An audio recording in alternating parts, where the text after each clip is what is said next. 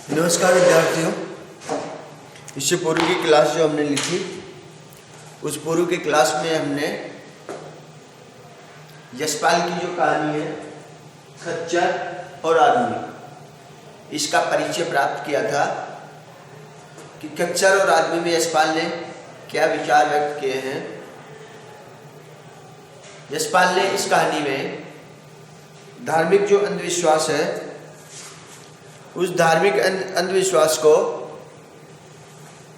प्रकाशित रूप से प्रस्फुटन किया है या उसके ऊपर प्रकाश डाला है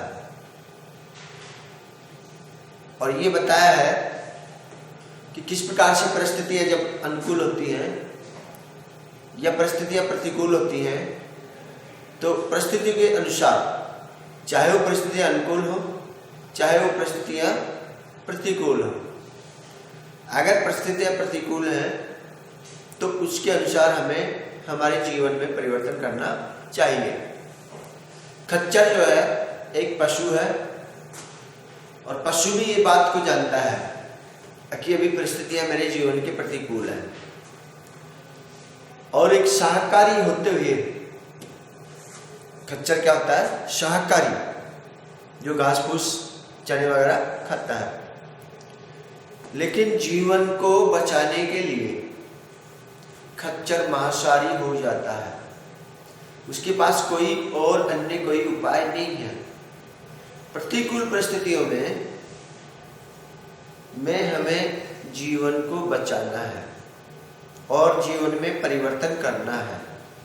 हम किसी धार्मिक अंधविश्वास में कि ये धर्म ऐसा है, धर्म ऐसा है, अगर अंधविश्वास पे हम रहेंगे, तर्क और विवेक के अनुसार हम नहीं सोचेंगे, तो जीवन में अंधेरा आएगा और आप निश्चित रूप से मानिए कि आप मौत के जो है मुंह में जाएंगे। क्यों?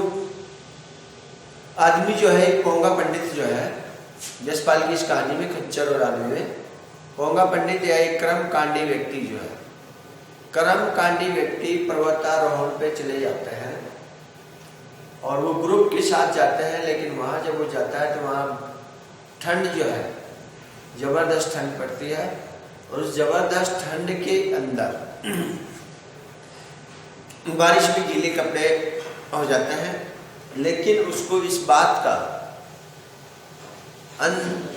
अंधविश्वास है कि सबके सामने नंगा होना चाहिए और वो गीले कपड़े ही पहने रहता है।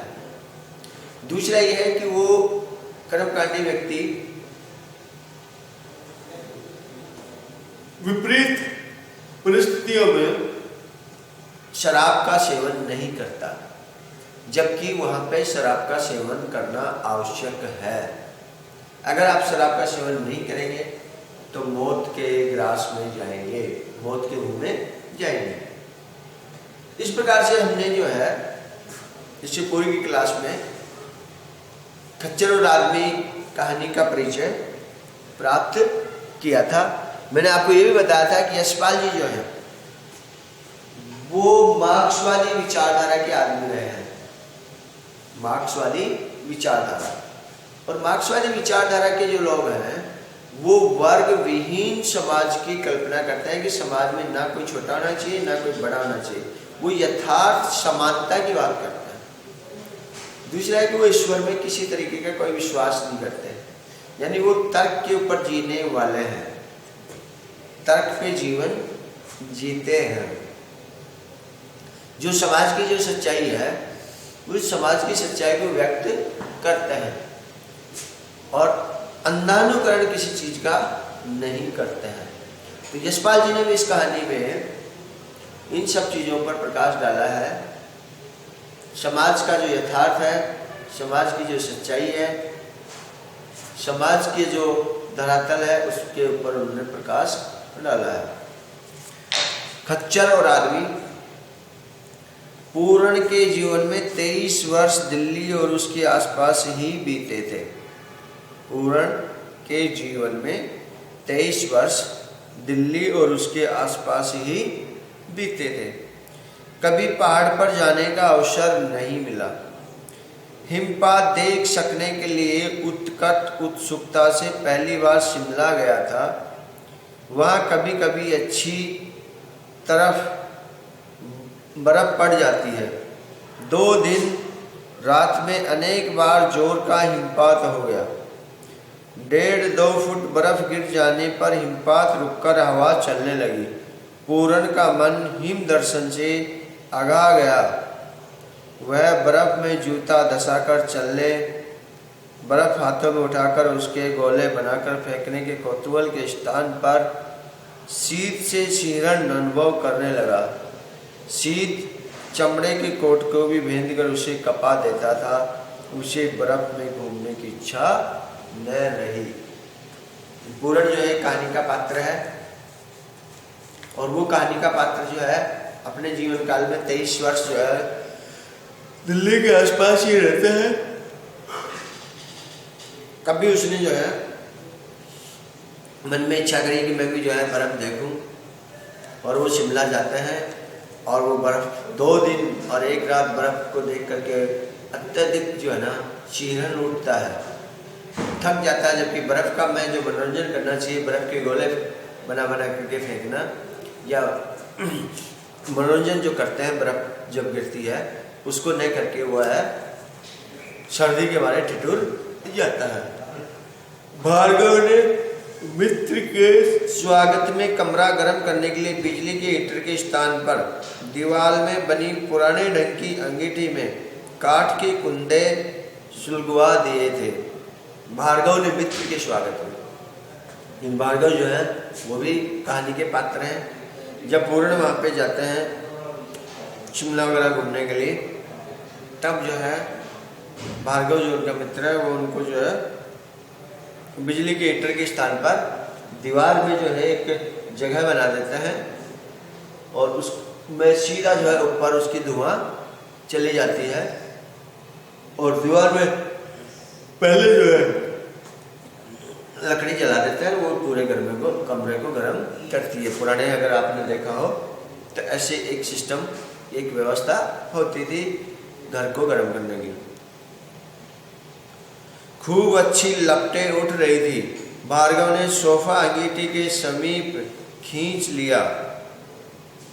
दोनों सोफे पर बैठ गए और सिगरेट सुलगा लिए। सन्मुख आग थी, शरीर पर पर्याप्त कपड़ा था, परंतु बर्फानी वायु में घूमते रहने से पूरन के शरीर में इतनी सर्दी रच गई थी कि आध घंटे तक आग के सामने बैठ लेने पर भी उसे झुरझुरी अनुभव हो जाती और मुख से निकल जाता, ओह भयंकर सर्दी है, ओह भयंकर सर्दी है। देखिए यहाँ यशपाल ने पहले ही जो है ना पहली पंक्ति में बता दिया कि पूर्ण जो है उसके जीवन के 23 साल उसके आसपास बीते हैं। तो यहाँ वातावरण और पर्यावरण का प्रभाव मनुष्य जीवन पे पड़ता है। इस बात को भी जो है यशपाल जी ने स्पष्ट कर दिया। अभी जो आदमी जैसे वातावरण में जीवन जीता है उसके अनुकूल ही वह हो जाता है। कभी उसने बर्फ ने देखी ही नहीं 23 साल में, कभी बर्फ के दर्शन ही नहीं किए, कभी ऐसे मौसम में गया ही नहीं हो जहाँ पर जो है बर्फ देखने मिले या इतनी सर्दी, इसलिए देखने को मिले। यहाँ सर्दी है, अच्छा भला गर्म कमरा है। भार्गव ने उपेक्षा से कह दिया, तुम्हें अभ्यास नहीं, वरना शिमला में अधिक सर्दी नहीं होती। यहाँ सर्दी अच्छा भला गर्म कमरा है, भार्गव पूर्ण को कहते हैं। भार्गव गत 5 वर्षों से हेमंत शिमला में ही बिताता है। वह भूगर्भ सर्वेक्षण विभाग के खनिज अनुसंधान दल में है। भार्गव जो है पिछले 5 सालों से हेमंत जो है वो शिमला में ही बिताता है, हेमंत ऋतु वहीं बिताता है, और वह भूगर्भ सर्वेक्षण विभाग के खनिज अनुसंधान दल में है। इस दल के लोगों को वह वर्ष में 6 माह समुद्र तल से 20,000 फुट ऊंचे हिमवृत स्थानों में खोज कार्य करना होता है। केवल 7,000 फुट ऊंची शिमला की सर्दी उनके लिए क्या चीज़ है। भले यहाँ इन गद्यांश में यशपाल जो है ये बता रहे हैं कि व्यक्ति के जीवन में पर्यावरण कितना महत्व रखता है और परिस्थितियाँ कितना महत्व रखती हैं। यानी जो आदमी अमेरिका में, रूस में रहता है -5 डिग्री सेंटीग्रेड तापमान में, उसके लिए हमारे यहाँ शिमला की गर्मी क्या मायने रखती है? उसके लिए कोई मायने नहीं रखती। तो ये वातावरण का जो प्रभाव है वो प्राणी जगत पे पड़ता है। इस चीज को यहाँ पर जो है यशपाल जी ने बताया है। तो शिमला की सर्दी उनके लिए क्या चीज है? माय गॉड, पूर्ण ने आतंक प्रकट किया। माय गॉड, पूर्ण ने आतंक प्रकट किया। यह कम सर्दी है, और कितनी सर्दी होगी? माय गॉड, मतलब आश्चर्य प्रकट किया, आतंक प्रकट किया। यह कम सर्दी है, फिर और कितनी सर्दी होगी? पूर्ण ने सर्दी के संबंध में भार्गव के विचित्र अनुभव सुनने के लिए उसे उकसाया कि अनुभवों की तुलना में स्वयं अनुभव होती सर्दी को बुला सके। पूर्ण ने इस तरह का प्रयास किया। भार्गव ने मित्र का अभिप्राय समझकर उत्तर दिया, कष्टदायक सर्दी तो होती है 12,000 फुट से ऊपर। ये तो क्या है, 7,000 फुट पे है। हम तो शिमला की जो ऊंचाई है वो 6-7 हजार फुट के आसपास है। तो भार्गव कह रहे हैं कि 7,000 फुट पे तो कोई सर्दी ही नहीं होती है। असली जो ठंड है, असली जो सर्दी है, तो 12,000 फुट की जो ऊंचाई है वहां से शुरू होती है। ये कोई ठंडी ही नहीं है। कष्टदायक सर्दी तो होती है 12,000 फुट से ऊपर, जहाँ धरती पर और चारों ओर मोटी बर्फ हो, कई दिन तक धूप न निकले, विशेषकर जब गर्मी पा सकने के लिए ईंधन भी पास न हो, न खाना गर्म किया जा सके, न गर्म कॉफी चाय मिल सके। ऐसे समय प्राण आग की चिंगारी और लौ के लिए तरस जाते हैं। यानी ऐसे समय में जो शरीर के अंदर जो प्राण है वो प्राण क्या है? आग की चिंगारी और आग की लौ देखने के लिए तरस जाते हैं। लौ मतलब आग को जब हम जलाते हैं तो उसमें जो लपटें उठती हैं, उन लपटों को लौ कहते हैं। तो उनको देखने के लिए तरस जाते हैं। क्या तुम्हें भी कभी ऐसा अनुभव हुआ है? पूर्ण के नेत्र उत्सुकता से फैल गए। केवल एक बार 16 दिन तक, प्लीज कैसे, जरूर बताओ। भार्गव ने सुविधा के लिए पूर्ण की और करवट ली। हमारे दल के उस अनुभव का कुछ समाचार तो पत्रों में प्रकाशित हुआ था। अरे वही लाहौल घाटी की दुर्घटना, अप्रत्याशित या मौसम के अनुमान की रिपोर्ट के विरुद्ध। मतलब जब ये पर्वतारोही हुई या भूगर्भ सर्वेक्षण विभाग के, खनिज विभाग के जो अनुसंधान दल के जो सदस्य होते हैं, ये मौसम को देख करके आगे बढ़ते हैं, मौसम के पूर्व अनुमान को लेकर के आगे बढ़ते हैं, ताकि वहाँ पे मौसम ऐसा होगा तो उसके हिसाब से ही सारा संसाधन ये जुटा करके लेकर के जाते हैं। तो लाहौल घाटी की भार्गव घटना बता रहे हैं कि अप्रत्याशित या मौसम के अनुमान की रिपोर्ट के विरुद्ध, मौसम के अनुमान की जो रिपोर्ट है उसके विरुद्ध अप्रत्याशित ये समय हमें काटना पड़ा। भयंकर हिमपात घाटी के ऊपरी भाग में हो गया और हम लोग फंस गए। उस प्रदेश के लिए 24 घंटे में होने वाली मौसम की सूचना ब्रॉडकास्ट की जाती है मनाली से। मनाली है समुद्र तल से 5-6 हजार फुट ऊंचाई पर। हमें विश्लेषण के लिए नमूने लेने थे 12,000 फुट की ऊंचाई पर। चट्टानें फोड़कर हमारा कूच का पड़ाव 10,000 फुट पे था। लक्ष्य तक रास्ता 5 मील से अधिक न था। सदा बर्फ से ढकी रहने वाली 14,000 फुट ऊंची एक धार को ही लांघना था। धार को लांघने के लिए केवल एक दर्रा है, वह भी 13,000 फुट पर।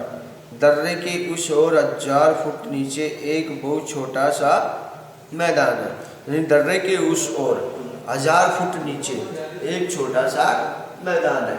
यानी यहाँ पे जो पहाड़ी जो वातावरण है या पहाड़ी जो संस्कृति उसका जो बारे में लेखक बता रहा है कि कैसे जो है दर्रा कैसे जो है अनुसंधान के लिए जाना पड़ता है।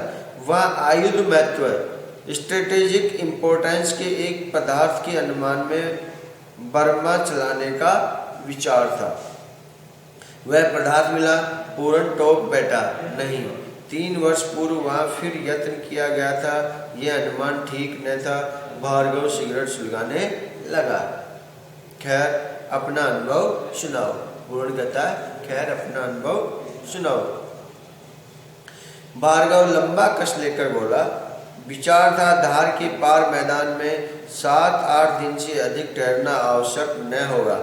कूच पड़ाव के लोगों ने सलाह दी, खच्चरों के लिए ऊपर घास दाना ले जाना जरूरी नहीं है। कूच पड़ाव जो है के लोगों ने सलाह दी कि ऊपर खच्चरों के लिए घास और दाना ले जाने की आवश्यकता नहीं है, क्योंकि जब आप पर्वतारोही बनते हैं, पर्वतों पे चढ़ाई करते हैं, तो कम से कम सामान के महत्व को भी वहाँ पे महत्व दिया जाता है, क्योंकि जितनी आवश्यकता हो, क्योंकि एक तो आपको चढ़ाई, ऊपर से बहुत सारा सामान, आप चढ़ ही नहीं पाएंगे। आप पर्वतारोहण का जो आपका लक्ष्य है उस लक्ष्य तक आप पहुँच ही नहीं पाएंगे। तो कूच पड़ाव के जो लोग थे सलाह देने वाले, उन्होंने कहा कि भाई खच्चरों के लिए घास और दाना ले जाने की वहाँ जरूरत नहीं है। वहाँ इस मौसम में पशुओं के लिए ऊपर घास बहुत अच्छी पौष्टिक घास मिलेगी। जरूरी समझे तो थोड़ा बहुत दाना उनके लिए ले जाइए। विकट चढ़ाइयों पर बोझ ढोने से बचने का प्रलोभन भी रहता है। नए स्थान पर सूर्यास्त से जितना पूर्व पहुंचा जा सके अच्छा रहता है। जल्दी चलने पर जो है व्यक्ति, समय पे चलने वाला व्यक्ति जो है मंजिल पर पहुंचता है। यहाँ इस पंक्ति में ये बात हमें स्पष्ट लग रही है। तो सूर्य का प्रकाश रहते स्थान को समझने और अनुकूल बना लेने में सुविधा रहती है। ग्रुप लीडर ने तड़के कुछ अंधेरे रहते नाश्ता दिलवा दिया। यंत्र, राशन और तंबू खच्चरों पर लदवा दिए और हम 10 शेरपाओं को साथ ले वो फटते फटते चल पड़े। खच्चरों के लिए दाना 9-10 बजे तक मिलना था। शेरपाओं का मुखिया अपने शेष 9 आदमियों और 6 खच्चरों के साथ पीछे रह गया था कि दाना मिल जाने पर बड़ी बर्मा मशीन और मशीनों के लिए ईंधन लेकर हमारे पीछे आ जाएगा। Thank you.